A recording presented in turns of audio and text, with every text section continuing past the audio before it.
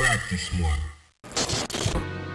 You stabbed me! Not that fucking tempo! I asked the Ben 10 community why they thought the Dagon fight missed the mark, and their answers were very simple. Ultimate Alien ended an arc with seemingly so much build-up by giving us a finale that isn't visually impressive, isn't narratively cohesive, and is only satisfying to long-term fans in brief, fleeting moments. We've had rushed arc endings before, yes, but it seemed like the visions of those arcs were being suppressed by Cartoon Network. The Dagon arc's climax felt like it just didn't have a vision. So, is there any way to salvage this?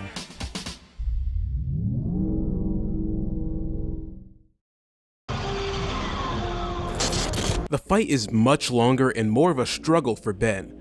He uses the ultimates in conjunction with Ascalon's abilities. Both the Ultimatrix and Ascalon work in tandem perfectly, but Ben's mortal mind struggles to keep up with the power. On the other hand, Vilgax is in perfect synergy with Dagon, reminiscent of his cyborg classic design. None of Ben's normal aliens seem to even put a scratch on him. Ben cycles through his ultimate aliens to wear Vilgax down, similar to how he cycled through his aliens in Back with a Vengeance from the classic series.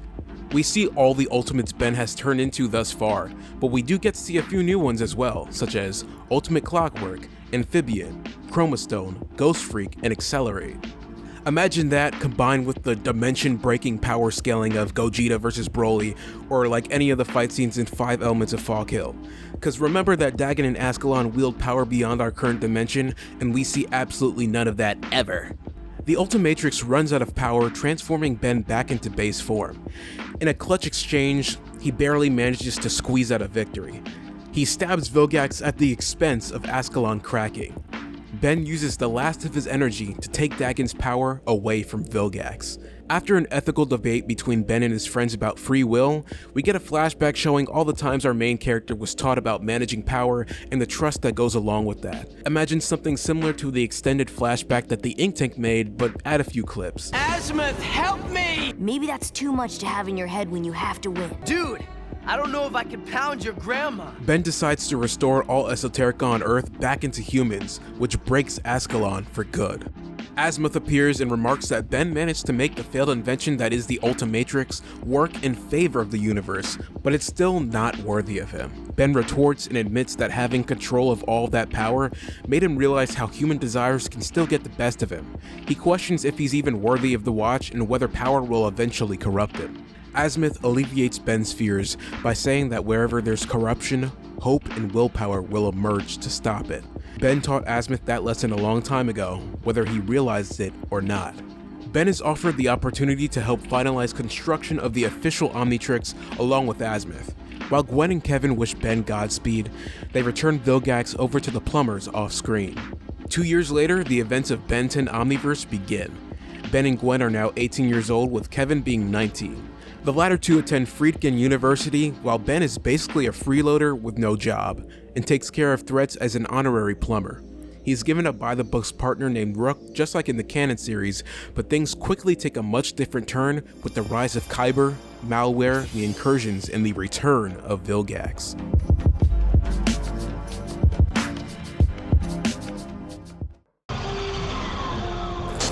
Dagax's feats don't consistently reflect his immense power level. While he's supposed to be incredibly formidable, his battles don't fully showcase, or I should say his one battle doesn't fully showcase this at all. His portrayal in general is inconsistent across different episodes or arcs of the series, so the lack of continuity is frustrating, and it basically convinces Ben 10 fans not to give a shit. Because we don't know, there's no baseline for his power, so the fact that he absorbed Dagon doesn't really mean anything, especially because he got defeated in one hit. Not to mention, Dagon pre-absorption also didn't have very impressive feats, like Acid Piss Rain, big deal. The design of Dagon-powered Vilgax is one of universal disapproval. Some find it uninspired compared to his classic self and even his divisive Alien Force portrayal, and it just lacks the intimidation factor expected from a villain of his caliber at this point. I mean, he went from the big arc villain who says jump and everybody says how high, to Alien Force where he's the ant that keeps coming back, and then they tried to make him the arc villain again, but it just doesn't work because he lost all motion and sauce. While Vilgax is a long-standing antagonist in the Ben 10 series, Dagax's introduction was relatively brief. Fans may feel that his character lacks the depth and emotional consequence that they expect from major villains, me included. And that's just a problem with Ultimate Alien Force's arcs in general. They set up so much, but drop the ball at the last second. Given Dagon's reputation as a conqueror of dimensions, and Vilgax's reputation as a conqueror of worlds, we all anticipated a grander storyline for Dagon-powered Vilgax. This is dookie butt.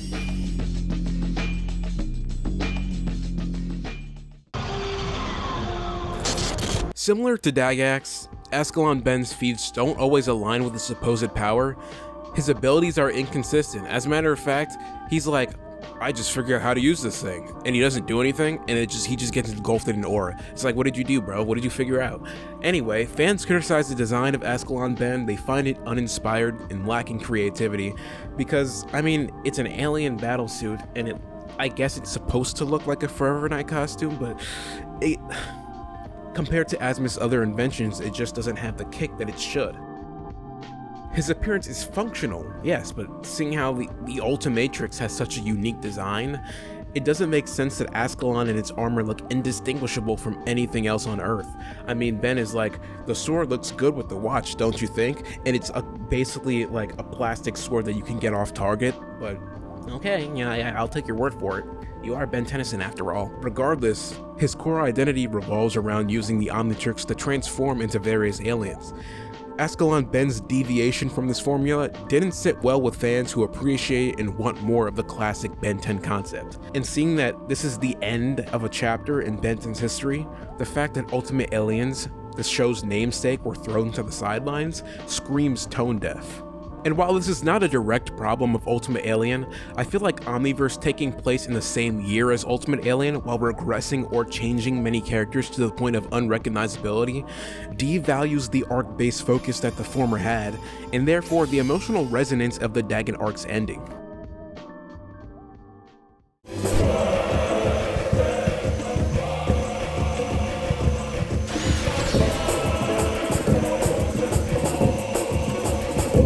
Overall, both internal and external factors in the production led to the Dagon arc being underwhelming, and in order to fix the final fight, we would have to rewrite everything, and I don't care about the Dagon arc enough to do that.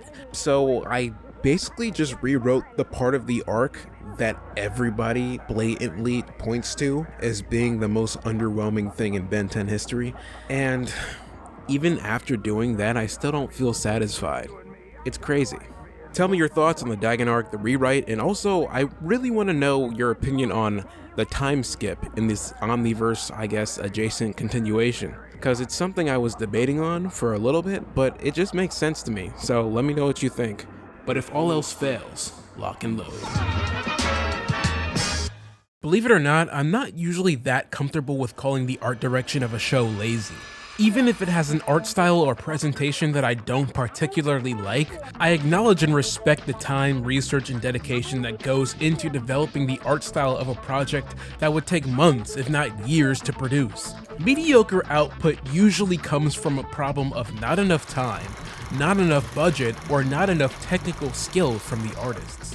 Ultimate Alien Force not only rode off of the coattails from the original Ben 10 classic, which had a very keen attention to detail, but a huge portion of its production team are DC alumni.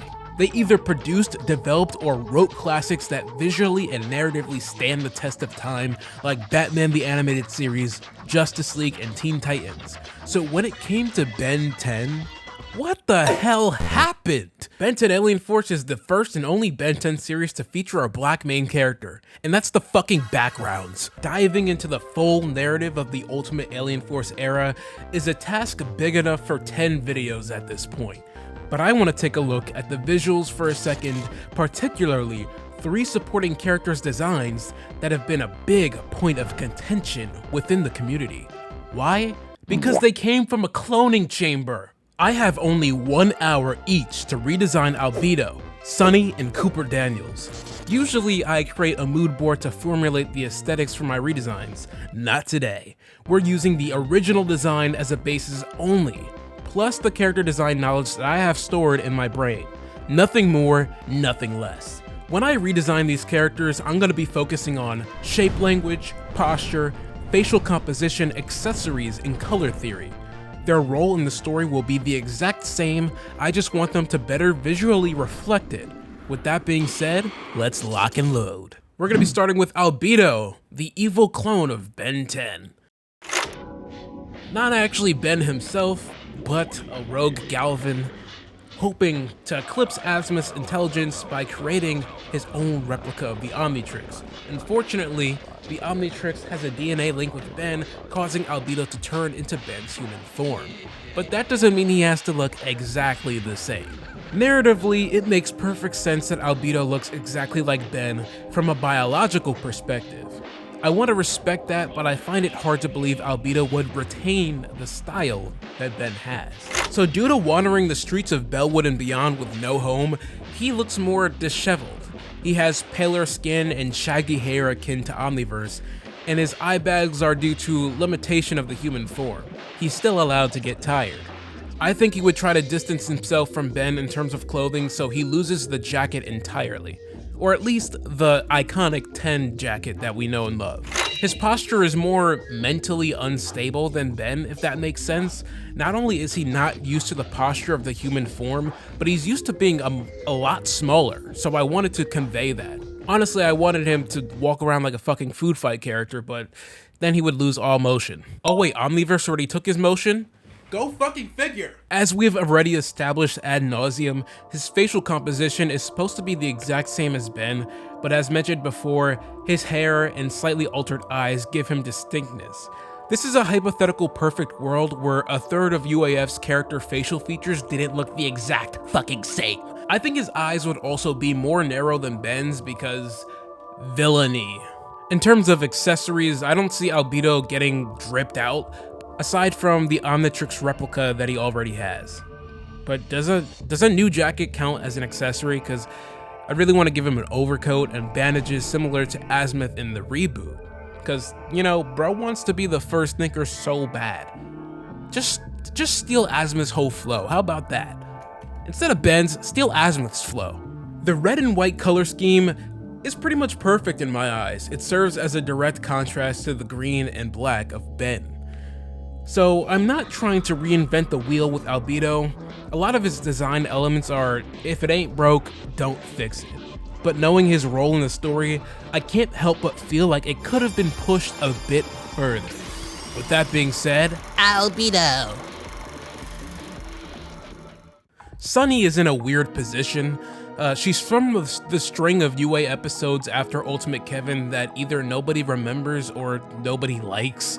I get that she's supposed to be the antithesis of Gwen like Albedo is to Ben, but like, this fucking sucks. It feels like, I don't know why that episode exists. It feels like they weren't trying to try.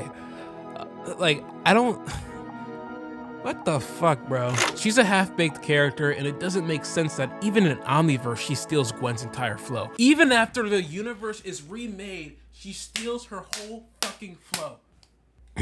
My bad. Gwen is supposed to be an overachiever high school archetype, so to play opposites, I'm gonna give Sunny a high school slacker archetype. She has a 2000s alt vibe, and you could kind of tell they were going for an alt goth vibe, but UAF, as usual, does the least, so you can barely even tell. Even though she's more biologically similar to Gwen than her fucking brother, I think that her silhouette will be pretty different just because of the clothes. From a posture perspective, I think she would be more aloof than Gwen, often thinking about trivial things like boys and not doing shit, not being productive. I think she would have an alt but like prep, holier than thou body language and tendencies. Like she's wearing alt clothing and accessories, but she is basically like a prep girl. Her facial composition would obviously be the same as Gwen, but because I think Gwen's facial features also need a redesign to differentiate her from Ben, I'll be taking from the classic series where they are more different. And just for the record, I don't think that Gwen needs a face redesign because she looks so similar to Ben. It does make sense as they are blood related. I think that she needs a face redesign because everybody looks like fucking Ben, because everybody in UAF has the same facial features. Wow, talking about UAF's art style is like actually tilting me, like actually pissing me off. I'm so sorry. I think the black and purple is fine as it is, just diversify the outfit a little more so that those colors can be distributed more interestingly. With that being said, Sunny like low-key sucks ass as a character, but I did what I can with what I have. Here's Sunny.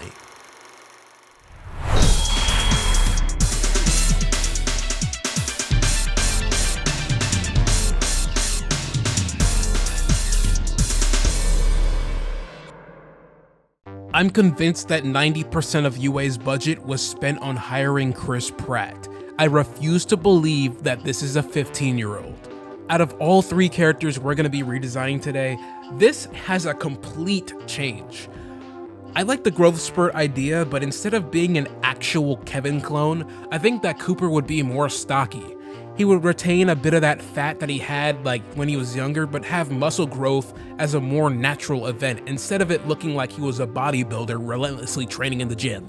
In terms of posture, I think he would have that awkward Clark Kent-esque demeanor. He would have limbs close together and he would be kind of hunched.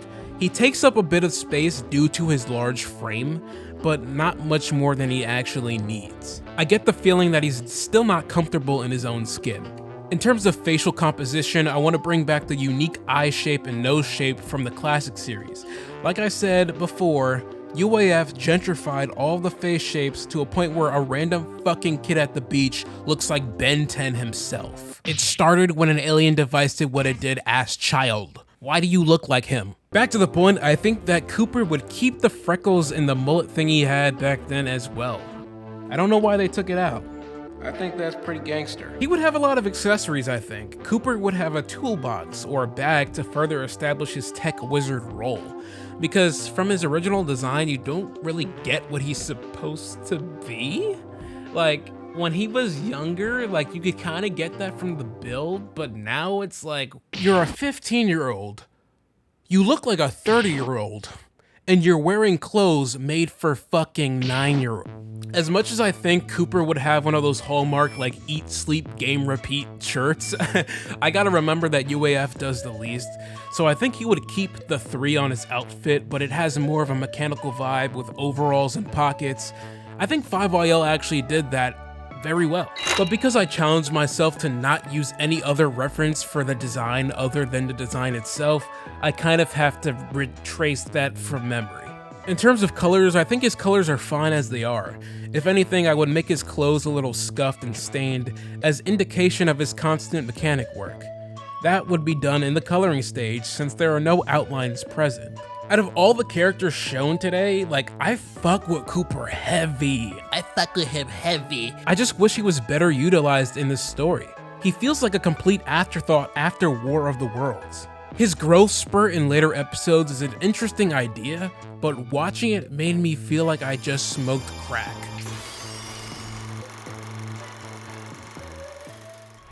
The discography from UAF's producers is elite and legendary and impressive, but the show doesn't reflect this in its art direction. It's like they took classic, took it from 100% down to like 40, and then mixed it with a Walmart version of the DCAU. Could it be budget, time, or just a creative disconnection from the original art directors who set the stage for Ben 10 like Dave Johnson or Tom Perkins? I would want to see a timeline where UAF locked the fuck in at all times. The character design principles I use for redesigns are pretty quote-unquote art school-esque, but I want to make the approach easy to understand for people who don't know. You have to learn the rules before you can break them. And though I consider myself a very adept character designer, I'm still inexperienced when it comes to creating designs that are not directly tethered to my own creative projects. So these redesigns are just as educational for me as they are for possible viewers. Let me know what you think of these designs. Did the originals even need reworking? Obviously, I think they did since I made the video, but I want to see opinions outside of myself. Do these go hard? Or should I go back to working at Starbucks? Instead of turning Ben 10 into one of his usual 10 aliens, the Chaquetrix gives him a living, fabricated version of a DNA sample. This unique creation becomes his lifelong friend and bodyguard. The Chaquetrix also acts somewhat like a Pokeball, allowing Ben to store the alien's consciousness within it and retain their memories. But anyone remotely active in the Ben 10 community knows exactly what the Chaquetrix was made for. Dude, I want to jerk off! But today, I'm gonna make it my goal to create a new version of the Chaquetrix with Ben 10K's The Wielder. never goon. Lock and load. Original lore saw Ben gain the Chaquetrix in a similar fashion to the Omnitrix from the original series as a 10-year-old. The optics around that are weird considering the Chaquetrix's in real life intention, so we're changing it.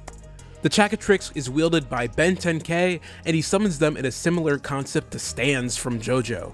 Like before, they act as his bodyguards. Imagine Ultimate Ben, but with actual sauce and swagger and, any sort of coolness factor whatsoever. In respect of the original vision of the Chaquetrix, the aliens are all female presenting. However, they don't have a romantic nor intimate relationship with Ben, cause that shit is fucking weird. They share a best friend bond instead. This is a universe where, because of the influence that the Chaquetrix has on Ben, he's better at managing his relationships with those of the opposite gender. Not only does he have a stronger emotional bond with Gwen, no Diddy, but also that of his mom and Julie, who he doesn't break up with in this universe. The Chaquetrix aliens have personalities of their own, but align with Ben's memories and general moral code. They can also talk and act within the Chaquetrix. Like Ben 10K's normal Omnitrix, the Chaquetrix has master control. Even with that, there are a few limitations. If one alien is summoned, the cooldown period is non-existent. The Chaquetrix has the ability to quick change. Up to 3 Chaquetrix aliens can be summoned at once with the cost of more energy and the cooldown period. About the cooldown period, strong emotions, whether positive or negative, fuel the Chaquetrix. Joy, anger, love, or sorrow act as catalysts for power restoration. These intense emotions will activate the Chaquetrix subconsciously. Each Chaquetrix alien exudes a different personality trait from Ben. Imagine the concept of Ben 10 Ultimate Aliens duped, but again with actual fucking sauce and swagger. Instead of just 3 distinct personalities like Duped gave us, I want to delve deeper into their unique traits and quirks. I want to show internal struggles among the aliens in the Chaquetrix. Perhaps they argue or disagree on the best course of action when more than one of them are summoned. Kevin and Gwen could react differently to each Chaquetrix alien, emphasizing their different relationships with Ben. I'm going to be redesigning 4 Chaquetrix aliens for this video. 2 are redesigns of aliens from the original playlist when Ben got when he was 10 years old, while 2 are redesigns of aliens Ben gets later in the franchise. The out-of-universe intention of the Chaquetrix will be kept intact, aka goon bait for horny niggas who get no bitches and stack no paper. But this time, I want to make the designs physically appealing but not particularly sexualized. The lore will be moderately tweaked to better develop the characters involved and to spark parallels to the canon. Unique shape language and design elements will take priority, but in the vein of original series Myax, unconventionally attractive. Not gonna lie, she was bad as fuck, for no reason. Heat Blast, Ghost Freak, Blitzwolfer, now called Wolf Whaler, and Atomics get full model sheets. I'm also gonna draw additional aliens in sketches. So, stay tuned for that, I guess. Heat Blast! Her personality is derived from a side of Ben's personality that is brash and impulsive. She's basically like a hotshot show-off. Heat Blast has a strong moral conviction, but barely utilizes her brain to think things through. Imagine Ben at his most jarring moments from the classic series and the 3rd season of Alien Force, where he was just a fucking crash-out idiot. In terms of tying this into the storyline, Heat Blast was the first Chaquetrix alien ever summoned by Ben. They have a long-standing relationship, and in spite of being the same age, Heat Blast sees Ben as a role model because of his evolution from a brash, immature person into a competent leader. Heat Blast wants to take notes from Ben, but because of the personality being baked into her DNA, it's tragically impossible. In terms of her shape language, it's the most entry-level, most safe redesign in the bunch, and her hourglass figure is basically carried over from the original Chaquetrix design, but more of the silhouette's weight is placed on her hands and feet. Her hair is the best toy we can play around with when it comes to establishing the uniqueness of the silhouette. She's basically composed of triangles and retains the volcanic emitting shoulders from the original Ben 10K design, but they're, instead of like on the shoulders, they're placed in the shape of a vest. The cold plating is black with dark red highlights in a similar way to Omniverse Heat Blast. The flames are red on their ends, pink in the middle, and white in the center. Like the original Omnitrix, the badge is gray, but the actual Chaquetrix symbol, like the original Chaquetrix, is pink. With that being said, here's my design for Chaquetrix Heat Blast. Ghost Freak! The Chaquetrix version of Ghost Freak emphasizes the dishonest, secretive, and self-doubtful aspects of Ben's personality. We see this in the canon series through moments like his lies and brutality in the Ultimate Kevin arc, his self-blame for hacking the Omnitrix, and his harbored trauma in the fight against malware. The personality of Ghost Freak is built off of the actions Ben committed while under the control of these feelings. Like in the classic series, Ghost Freak redeveloped her consciousness from being trapped in the Chaquetrix, becoming a rogues gallery villain. After many battles with Ben, she now exists as her own entity trapped in a limbo between dimensions. She can open gateways to the dimension that the Chaquetrix aliens are stored in without the need for Ben nor the Chaquetrix itself. Her form is ethereal and unsettling. I'm imagining a cylindrical frame with elongated and tapered limbs, twisted joints, and a dress-like cloak of shifting shadows. Her head is like a cracked mask, half skull, half Eldritch-like symbol. In terms of the colors, I wanted to initially stick to a dark, desaturated palette with occasional bursts of eerie light. Deep purples, midnight blues, and sickly greens would have dominated, and I would have highlighted her eyes with a piercing, phosphorescent glow.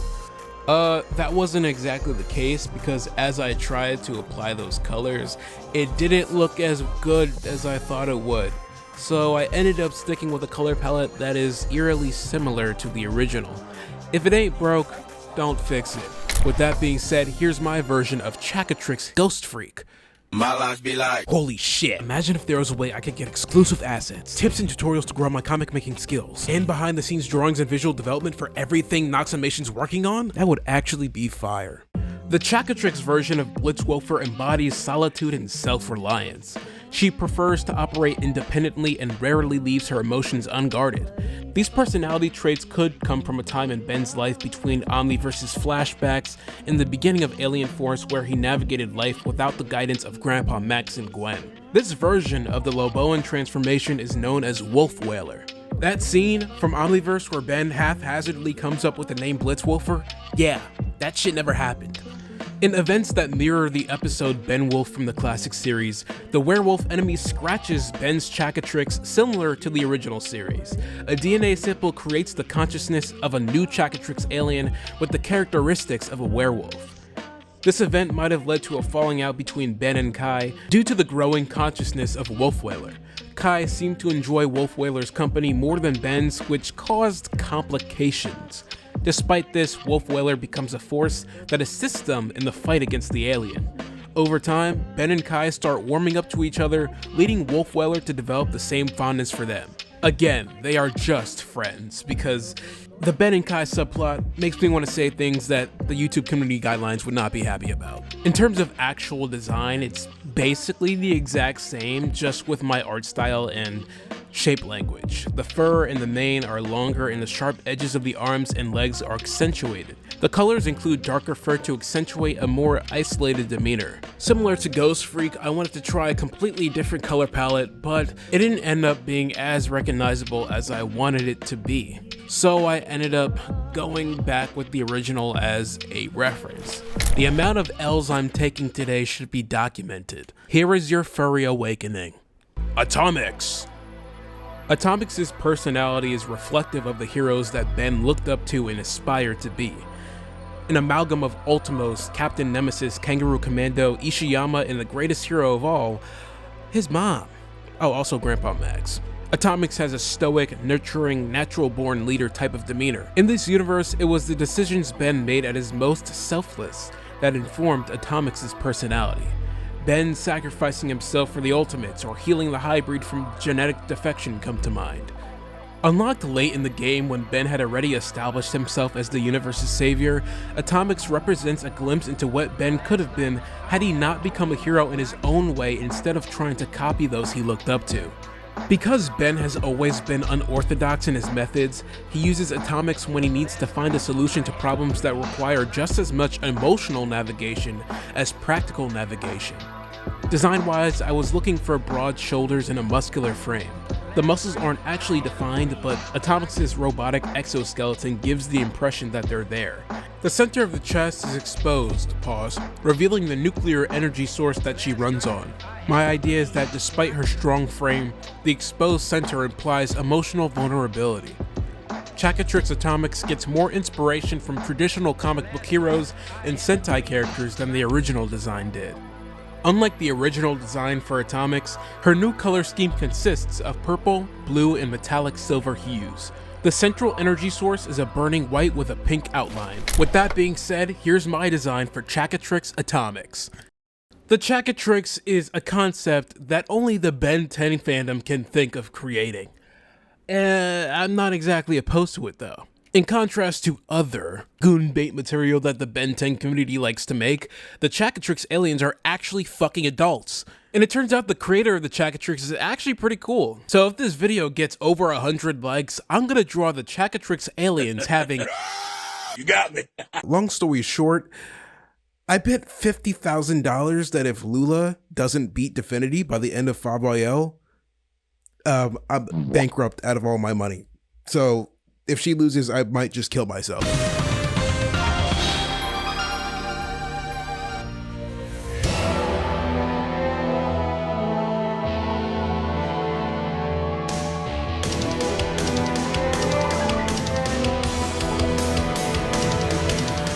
My name is Shane Ali Anderson, also known as Noximation.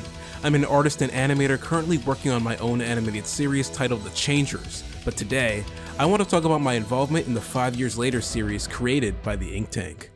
5 Years Later is a crossover fan event between Ben 10 and Danny Phantom. It takes place 5 years after the respective shows ended, aiming to unite the fandoms and give the main characters a conclusion that their official releases arguably failed to provide.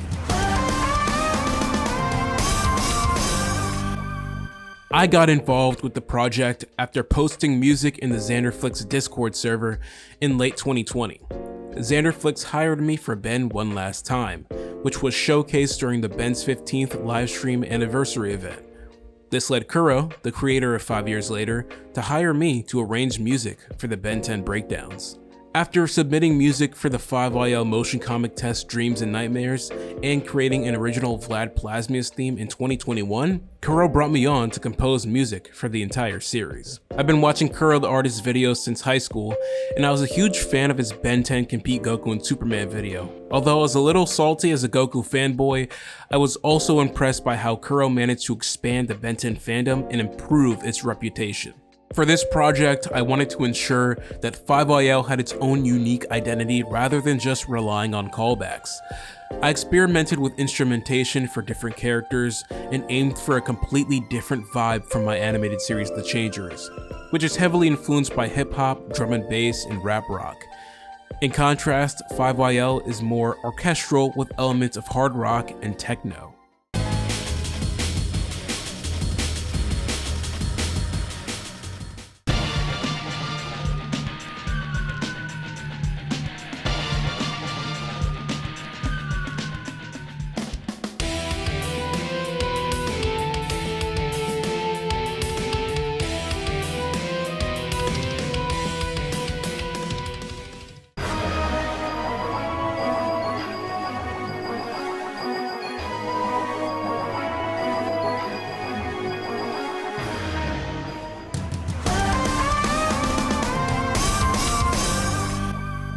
When I was first asked to compose a soundtrack, I was fucking ecstatic.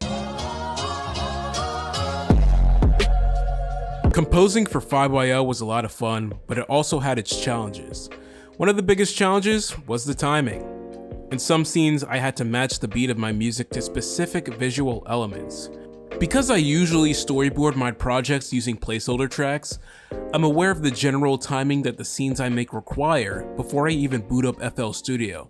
But for 5YL, I had to compose based on whatever finished visuals, sound effects, and voice acting Kuro gives me. I definitely got better with that over time, but it was a major setback in the first few episodes. Vlad's story, specifically, had a bit of a back and forth because I had to match both the tone of the panels appearing on screen and the tempo of the clock that was already included in the cut. And the tempo of the clock turned out to be uneven. Go fucking figure! Another challenge was that the main theme of 5IL had already been created by Jake Neutron. I had to adapt his melody to fit the tone of the comic itself, which resulted in me giving it a more dark and drawn-out aura, to reflect the drama.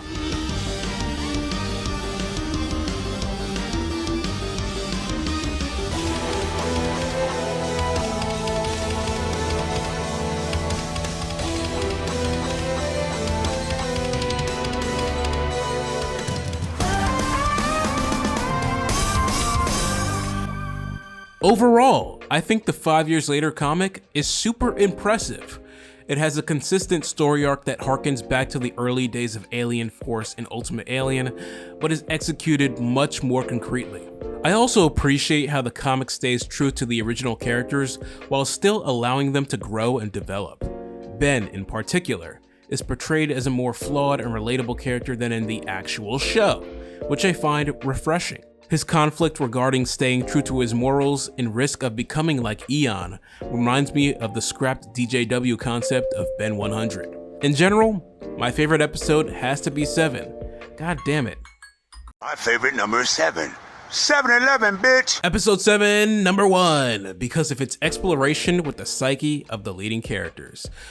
Kuro shows a fundamental and intrinsic understanding of what makes both Ben 10 and Danny Phantom tick. Their wants, their needs, their goals, and their struggles. And it's that complete understanding that makes 5IL seem less like a fan fiction and more of a continuation of canon than sometimes the actual canon can be. By the way, when Paul Eiding came back as Grandpa Max, you thought you niggas were shook? I had to compose that. And every time I loaded up FL, a tear was shed. Not all the music for the motion comic was composed by me. Due to either time constraints or creative decision, a fraction of the background music is taken from Epidemic Sound. However, episode 7 thus far is the only one where I've done all the music. And if you've guessed that's because it's my favorite, the art style of the comic is mostly great, although there are a few designs I'm not a huge fan of, like Way Big and Atomics. This is a nitpick I have with all the Ben 10 series really, as the dramatic art style changes give way to some character designs that I don't really fuck with personally. Conversely, the animation in the motion comic is also impressive, especially considering the limitations of the format. I think it's changed so significantly to fit a cinematic context that it might as well be considered an animated series in its own right. The use of motion comics as a legitimate cinematic storytelling device is not really utilized enough, and I think there is so much goddamn potential in store. 5IL is the first project I've seen where a lot of that potential is tapped into in a long-term narrative context.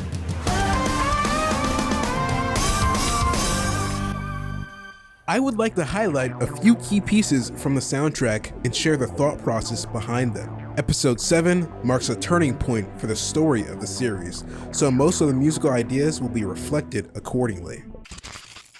Main theme. I took Jake Neutron's main melody and transformed it to fit the tone of 5IL. My arrangement has a darker and more heroic feel than the original, and additional parts are added to the main sting, starting with episode 7.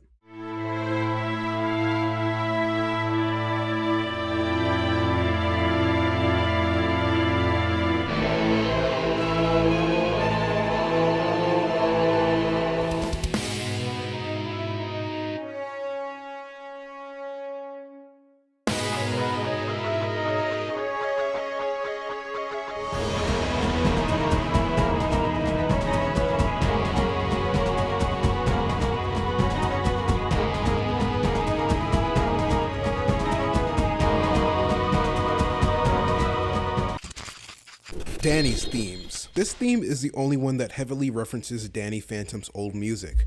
It's meant to convey that he's out of practice and hasn't yet carved out a new identity for himself. But starting with episode 7, as he embraces his role as mission leader, his motif transitions into an original one. Even more so, I plan for this theme to morph into a more fearful one once Danny starts losing control of his powers and enters a rage state. You can already see hints of this once Danny uses his flaming howl in episode 6.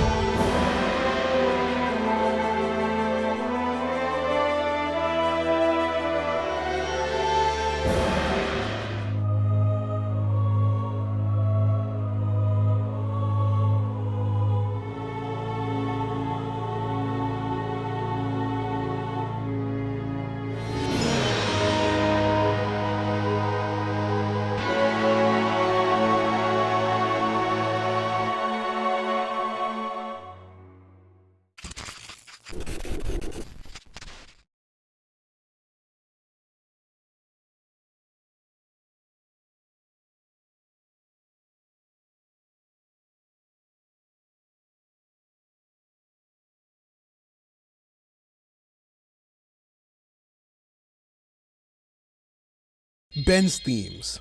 I loosely based Ben's theme on the Ultimate Alien Force leitmotif, as I think it's the best one that fits the tone of the story.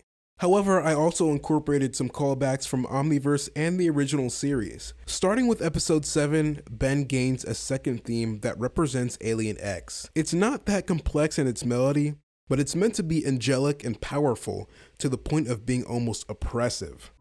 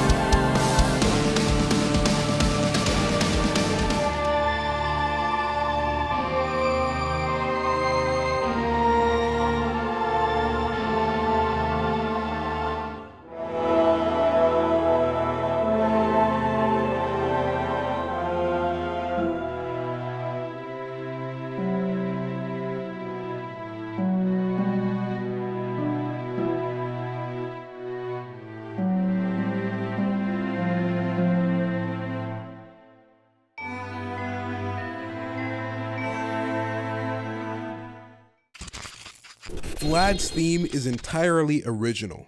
I wanted it to be gothic and tragic, reflecting Vlad's complex character. When played in reverse, it's almost identical to Danny's second theme, showing the mirroring ideals they have while utilizing the same powers.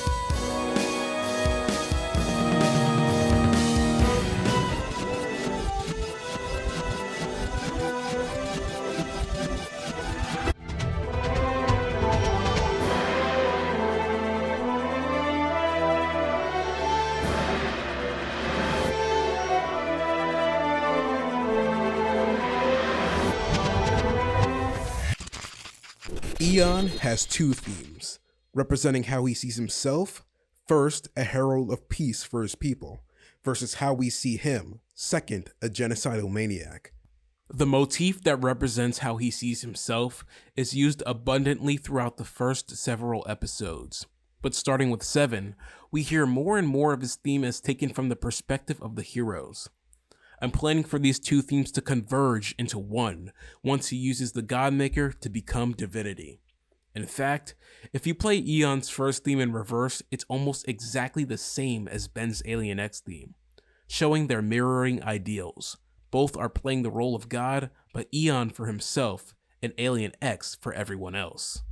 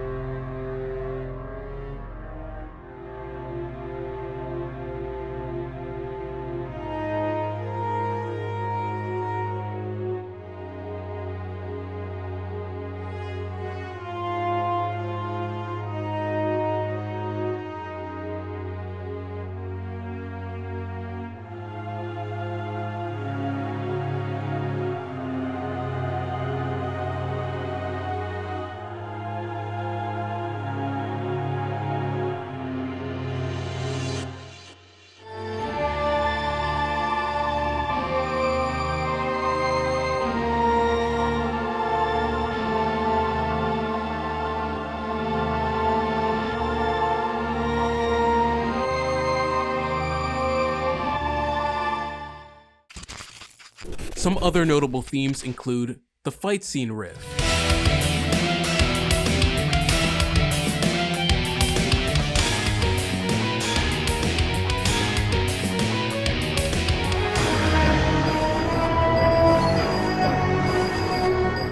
Technis' theme,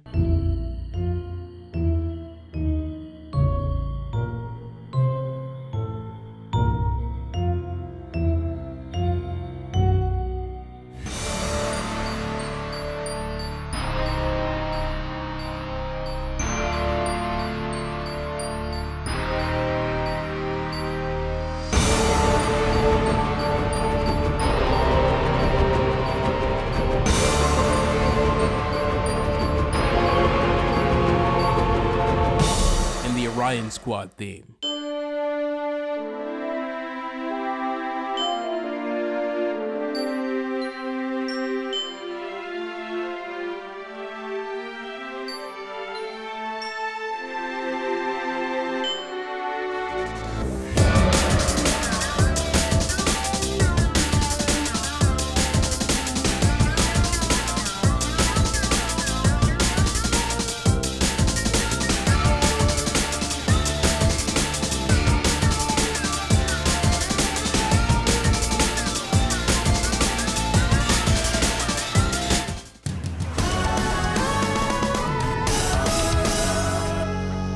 I believe 5IL is a groundbreaking project that will significantly impact the Ben 10 fandom, if not already, and the future of animation adjacent projects. It is the first of its kind, and I can't wait to see what other fan-made projects will emerge as a result. I'm not done yet. 5IL OST out now. Get it on fucking YouTube. Get it on fucking Spotify. Get it on fucking Apple Music. Get it on fucking Amazon. Get it on fucking Tidal. Get it on LimeWire. Get it on, VHS cassette tapes. Have a fucking store. Check out my music channel if you want to hear behind the scenes music and alternate themes that are not featured in the comic. Please do that. I need the ad revenue to pay my 50 kids. I don't fucking know. Ben, you promised we'd try it my way first. Yeah, I love it. Let's go.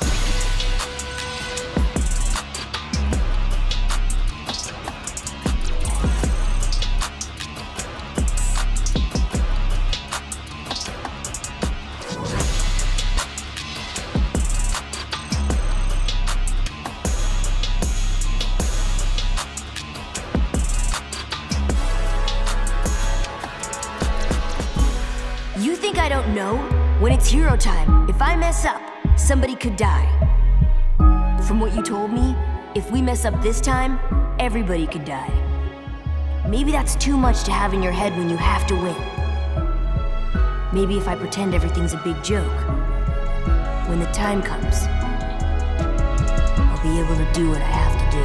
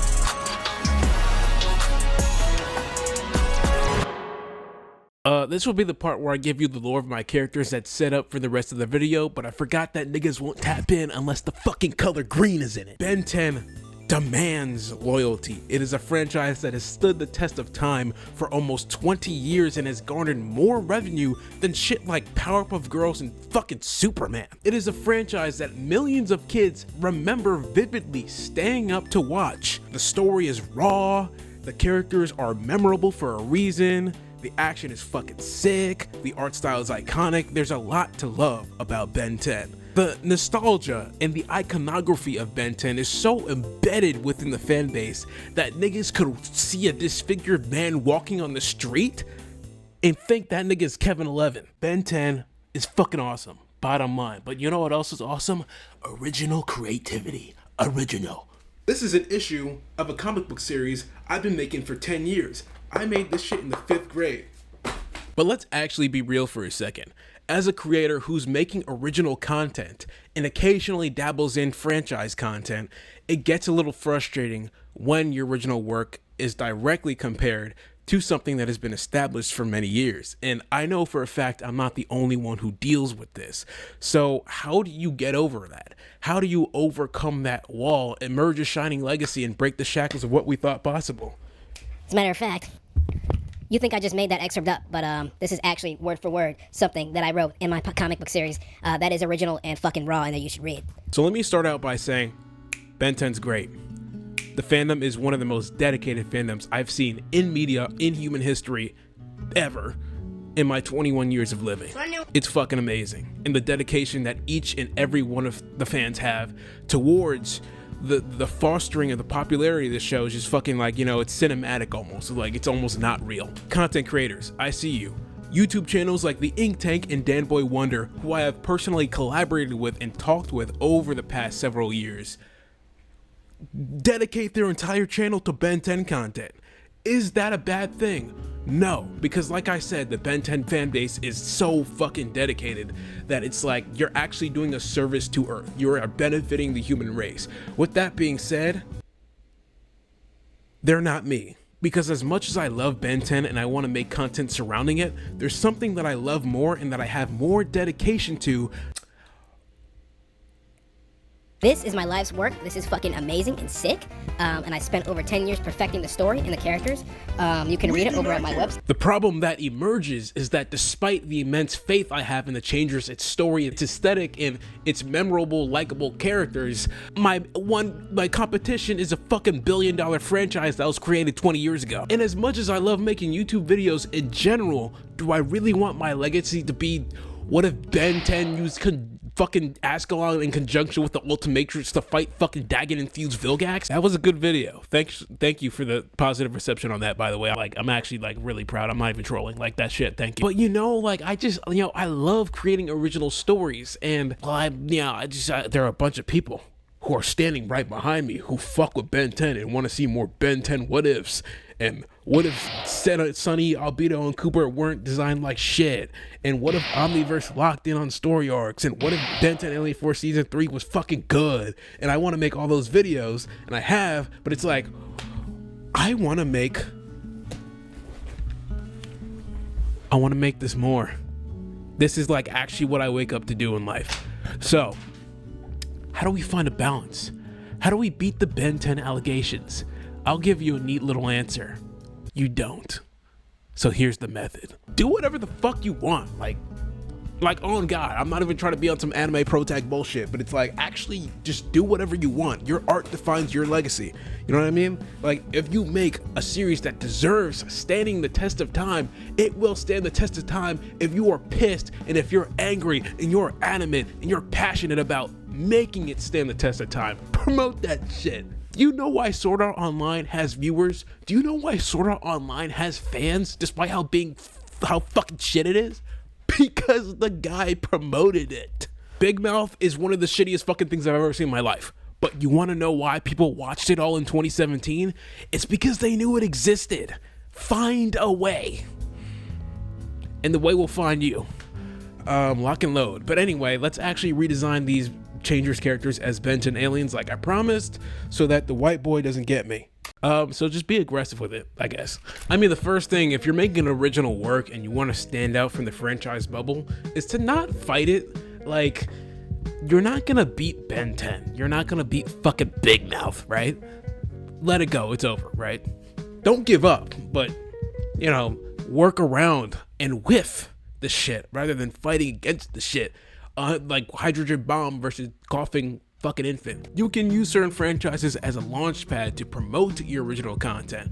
Let's say most of my views have come from stuff like Ben 10 and Beyblade and F-Zero, and I infuse a lot of that in my work when it comes to the aesthetic, when it comes to the characters, the narrative, the power systems. And so if I can accurately describe the appeal of my series to those fans while differentiating it from those series, then I can garner new fans. Just make sure that you remember that not everybody is gonna carry over. Some people just don't give a fucking shit. You should also showcase originality through familiarity. Pretty much everything that is created on Earth since the invention of fucking white bread has been just repackaged things that already exist. Jujutsu Kaisen is just generic shonen anime bullshit, but people like it because the characters are fun and the story is raw and the fights are badass. You know what I mean? Like, it's the same fucking shit. It's basically just Naruto for a new generation. The reason why I think people are going to like the Changers is because it has the insane escalation of regular show, it has the social consciousness of the Boondocks, it has the vast world and fights of Dragon Ball Z, you know what I mean? It has the obscure underground rise and break the heavens type shit of Gurren Lagann and fucking F-Zero. All recipes are made from ingredients that already exist, they're just mixed and matched in different ways. Matter cannot be created nor destroyed, just repackaged in a different form. I'm Isaac Newton, and the Changers is my goddamn fucking apple. What's your apple? Editor's note, Isaac Newton did not say that, you dumb fuck. So the opening question, let's run that back. So the opening question for people trying to break into original work is why Ben 10, not specifically, but established franchises overshadow original work. And I think it's the basic, like, it's basically the most basic fucking Cocomelon, like, baby shit ever, right? It's an easy answer. So the most glaring opening question for creatives trying to make their own original work but feel blocked by existing franchises is why those franchises hinder existing works' reach. Well, that's a baby Cocomelon answer that I can answer in 2 seconds. It's because nostalgia and familiarity dominate the fan attention, gravitating people to the established franchise. It's like, it's basically just human nature. It's like, why would I give this thing a chance that I don't know anything about, and I don't know about the creator, and I don't know about the quality content or the quality fucking bar, when I can already do something that I already do and I like. Oh, 2 + 2 = 4. Like, in the art industry, it's just like generally hard to break through, and you kind of just have to deal with it. But one unorthodox thing that you could do to make it a little bit easier is to combine fan ideas with original ideas more overtly to attract that attention. For example, because I'm drawing the Changers as Ben 10 aliens, people will want to see the Changers in their original form because they're wondering how I got this badass fucking drawing from something I already created. It just builds intrigue, and the franchise is a gateway to that original content. Sometimes it doesn't always work. Earlier, like I mentioned, some people just don't give a fucking shit, but it can work. Doing this also kind of acts as an honor to what inspires you while retaining your own original creativity and showing people that your shit has value. I wouldn't be doing this for fucking Big Mouth or Sword Art Online because I actually do care about Ben 10. It has to come from the heart. People can recognize when your shit doesn't come from the heart. That's why people hate Butch Hartman for his fucking bullshit. No pun intended. $200 commission bullshit, Superman AI bullshit. And lastly, the product just has to be good. Speaking of Butch Hartman, that's why Danny Phantom fell off starting with season 3. It's because he got more involved with the show and he's just the shitty fucking writer. Don't hate, because you cannot imitate. Do not hate, because you cannot duplicate. But in general, the product just has to be good and high quality. I'm sorry, I'm a Butch Hartman hater. Fuck that bitch. But you know, the quality just has to be good, and you have to put time and effort into what you're doing. And even if you have that drive and you're not there skill-wise, people will recognize your hunger and your innate fucking drive to be better, and acknowledge that you need more time, though. Yeah, I feel like you do have to get to a certain point in quality to where your shit could stand on its own. That doesn't necessarily have to be artistic quality.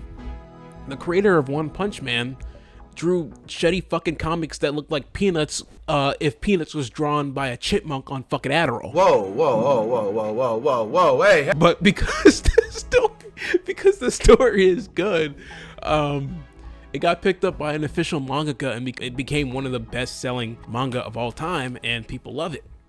So, you know, do that shit. Just, you know, make sure it's good and make sure you put time and effort into it or some shit. I don't know. I'm just a rookie. So I'm redesigning the changers as Benton aliens. How are Cheyne, Jay, Zaire, and Ivy not just water hazard, heat blast, wildvine, and I don't know, fucking chroma stone? Well, it's because I'm factoring their personalities and their fighting styles into the way I designed them, to the point where they're not just clones of existing Benton aliens. I feel like they would have abilities and little quirks that would make them stand on their own. Because Cheyne is fearful and analytical and defensive and works as a flank for other members' greater strengths, I think that he would have a more reserved fighting style as an alien to support members like Gwen and Kevin and Rook and Grandpa Max and shit like that. For Jay is basically the aura farmer of the Changers. In terms of combat, she literally farms for clips and just brawls with no, like, basically brawls relentlessly with no fucking care in the world, because she does it for the love of the game. So I want to incorporate that into the alien. Heat Blast, the only fight I remember him actually being in was when he punched Vilgax in the leg 15 times. Vilgax didn't give a shit. He picked him up and he threw him through a fucking building. So let's not be like that. Zaire, the only plant alien I remember is Wildvine, and Wildvine borderline just does jack shit in the fucking show. Editor's note, I completely forgot about Swampfire, but he's not like Swampfire, so it's not even worth the comparison. Like, I actually don't remember anything he does, and that's my fault because I haven't seen the entirety of Benton in a long time. But I'm thinking like he's also reserved like Cheyne, but it's not out of fear, it's out of confidence actually. Like, he's kind of, I think that the Zaire alien would be kind of a zoner in a way where he uses his vines, his leaves, and his fucking seeds to prevent opponents from coming near him, but also support his team members like Gwen and Kevin in a healing sense. Like, he can heal them. He also works less as an offensive, like, let me hit the guy kind of character, and more of a let me use tactics and hacks to sedate. Like, let's use THC, let's put sedatives in his fucking airstream. Like, let's just do a lot of cool stuff, you know what I mean? Let's be cool with it. Ivy doesn't have a one-to-one alien counterpart like the other three do. I don't think there's an Xlandrian xonerate sword alien, and if there was, I would have to file for charges. So Ivy's a little bit different in the sense that I'm just giving Ben an Xlandrian transformation in general, and I think that the weapon that he would have with that Xlandrian transformation is a bow staff. Editor's note, I fucking lied again, it's a bow and arrow. I'm thinking that because my gut reaction, I'm thinking of the fight when he fought Pierce in the Null Void, and I think that was just so cool. The fact that he didn't even need aliens to beat this alien hybrid, and he just had hand-to-hand combat skills that he probably learned from Gwen and Grandpa Max that make him stand up as a hero on his own without dependence on the Omnitrix. Too bad the stories later on just fucking neglected that, threw it out the fucking window. Anyway, I think that's cool. Here are my Changers characters as Ben 10 aliens. If you make fun of them in the comments, my uncle works at Cartoon Network and he's gonna evaporate the shit out of you, so be a little bit cautious. No, but seriously, thank you so much for watching this entire video. This message, you have no idea how much it means to me, and I hope that somebody else gets something out of it, because, you know, this has been a thing I've been struggling with for years, and I finally got it off my chest. I just need someone else on Earth to relate to me. God fucking damn. Find a way and the way will find you. Lock and load. Like the video so that the shit on the bottom of your shit can light up and you can click on it.